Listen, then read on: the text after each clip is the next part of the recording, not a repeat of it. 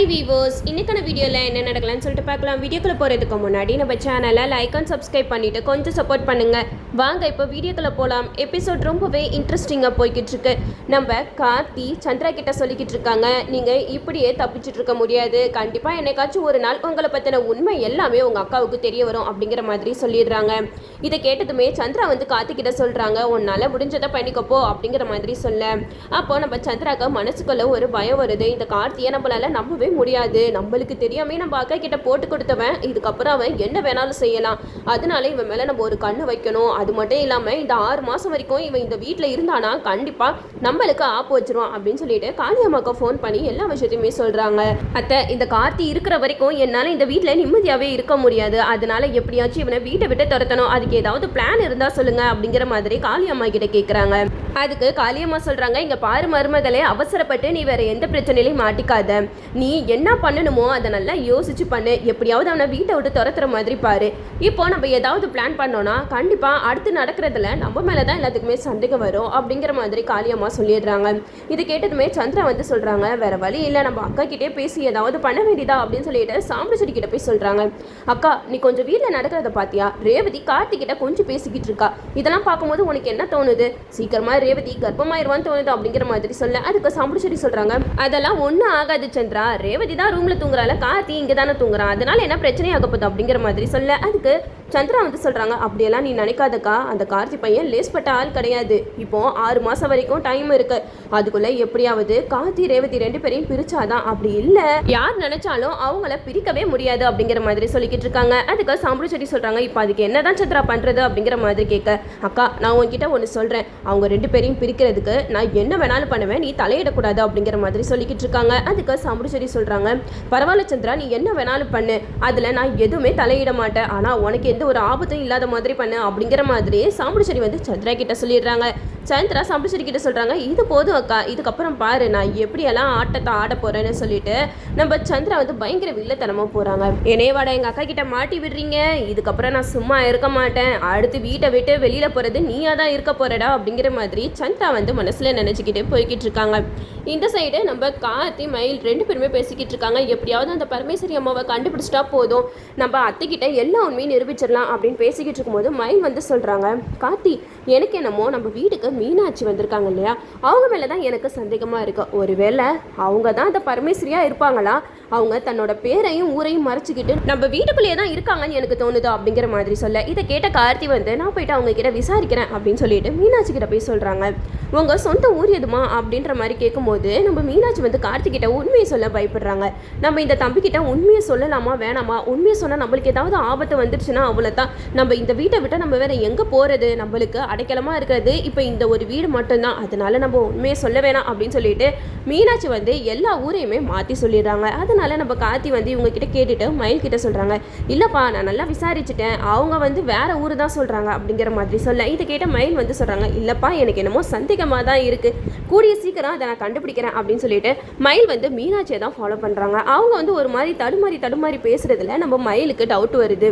பேசாமல் அவங்க என்ன வச்சுருக்காங்களோ அந்த பொருளை நம்ம எடுத்து பார்த்துட்டா கண்டிப்பாக இவங்க யார் என்னங்கிறத கண்டுபிடிச்சனால அப்படிங்கிற மாதிரி யோசிச்சுட்டு இருக்கும்போது மயில் வந்து கார்த்திகிட்ட சொல்கிறாங்க, பேசாமல் அந்த கான்ஸ்டபிளோட பொண்ணை கூட்டிகிட்டு வந்து நிறுத்தினா கண்டிப்பாக அந்த பொண்ணுக்கு தெரியும்ல பரமேஸ்வரி யாருன்னு சொல்லிட்டு இந்த மீனாட்சி அம்மாவை பார்த்தா அந்த பொண்ணு எல்லா உண்மையும் சொல்லிடுவாளப்பா அப்படிங்கிற மாதிரி சொல்ல.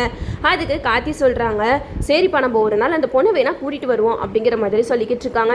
அப்போ தான் நம்ம மயில் வந்து ஒரு விஷயத்த நோட் பண்ணுறாங்க. மீனாட்சி வந்து அவங்க கையில் இருக்கிற பெட்டியில் அவங்களோட ஃபோட்டோ இருக்கும், அந்த கான்ஸ்டபிளும் இவங்களும் ஒன்றா சேர்ந்து ஃபோட்டோ எடுத்திருப்பாங்க, அந்த ஃபோட்டோவை அடிக்கடி பார்த்துட்டு அழுதுகிட்டே இருப்பாங்க.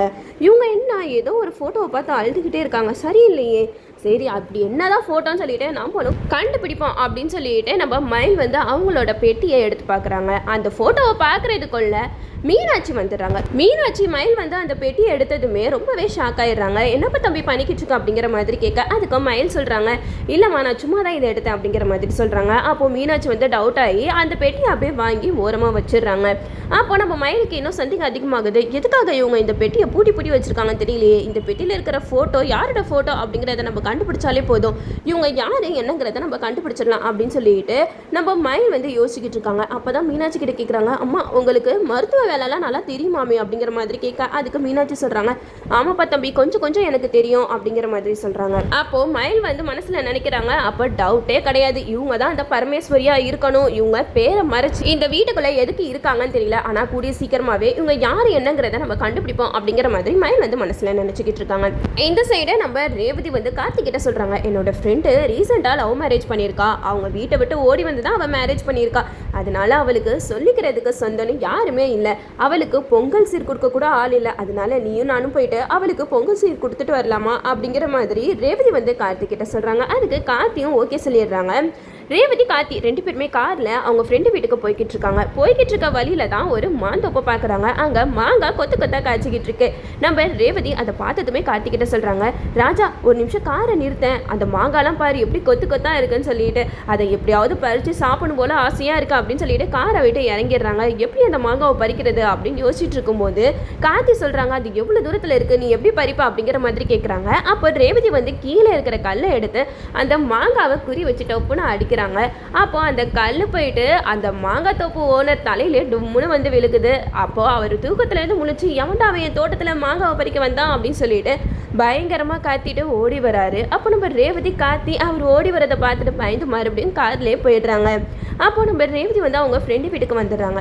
அப்போ ரேவதியோட ஃப்ரெண்டை பார்த்து ரேவதி பயங்கரமாக சந்தோஷப்படுறாங்க. நாங்கள் எதுக்காக இங்கே வந்திருக்கோம் தெரியுமா, உனக்கு பொங்கல் சீர் கொடுக்க யாருமே இல்லை சொல்லிட்டு ஃபீல் பண்ணிட்டு இருந்தா, அதுக்காக தான் நானும் என்னோட ஹஸ்பண்டும் உனக்காக பொங்கல் சீர் எடுத்து வந்திருக்கோம் அப்படின்னு சொன்னோன்னே ரேவதியோட ஃப்ரெண்டு ரொம்பவே எமோஷ்னல் ஆயிடுறாங்க. அப்போ ரேவதி சொல்கிறாங்க, நீ எதுக்குமே கவலைப்படாத, கூடிய சீக்கிரம் உங்கள் அம்மா அப்பா உங்களை ஏற்றுப்பாங்க அப்படின்னு சொல்லிட்டு நம்ம ரேவதி கார்த்தி 2 பேருமே ரேவதியோட ஃப்ரெண்டுக்கு பொங்கல் சீரெல்லாம் கொடுத்து அங்கே இருந்து கிளம்பிடுறாங்க. அப்போ தான் நம்ம கார்த்தி வந்து ரேவதி கிட்ட சொல்லிட்டு வராங்க, ரேவதி இந்த 6 மாதத்துக்குள்ள நம்ம அத்தையோட மனசை மாற்ற முடியுமா அப்படிங்கிற மாதிரி கேட்க, அதுக்கு ரேவதி சொல்கிறாங்க, எதுக்குமே நீ கவலைப்படாத ராஜா, எனக்கு உண்மையில நம்பிக்கை இருக்குது, நிச்சயமாக நீ எங்கள் அம்மாவோட மனசை மாற்றிடுவேன் அப்படிங்கிற மாதிரி சொல்லிக்கிட்டு இருக்காங்க. அதுக்கு கார்த்தி சொல்கிறாங்க, அத்தையோட மனசு மாறினா அதுக்கு ஒரே ஒரு வழி தான் இருக்குது, கான்ஸ்டபிளோட ஒய்ஃபை நம்ம தேடி கண்டுபிடிச்சாலே போதும், அவங்க கிட்ட எல்லா உண்மையுமே மறைஞ்சிருக்கு, அவங்க மட்டும் அந்த கான்ஸ்டபிள் சொன்ன உண்மையை உங்கள் அம்மா கிட்ட சொல்லிட்டா போதும், அத்தையோட அம்மா சாவுக்கு காரணம் எங்கள் பாட்டி இல்லை அப்படிங்கிறதையும் அவங்க புரிஞ்சுப்பாங்க,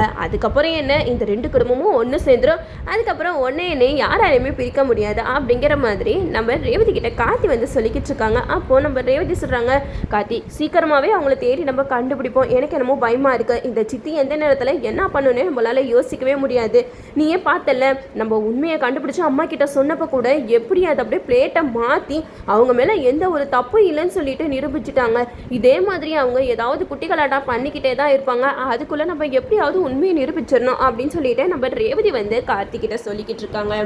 அவங்க வீட்லேயே தான் மீனாட்சிங்கிற பேரில் பரமேஸ்வரி இருக்காங்க. நம்ம கார்த்தி அவங்கள எப்படி கண்டுபிடிச்சி சீக்கிரமாக எல்லா உண்மையும் வெளியில் கொண்டு வர போகிறாருன்னு சொல்லிட்டு நாமளும் வெயிட் பண்ணி பார்ப்போம். ஓகே வீவர்ஸ், இந்த வீடியோ உங்களுக்கு பிடிச்சிருந்தா லைக் பண்ணுங்கள், மறக்காம நம்ம சேனலை சப்ஸ்கிரைப் பண்ணிடுங்க.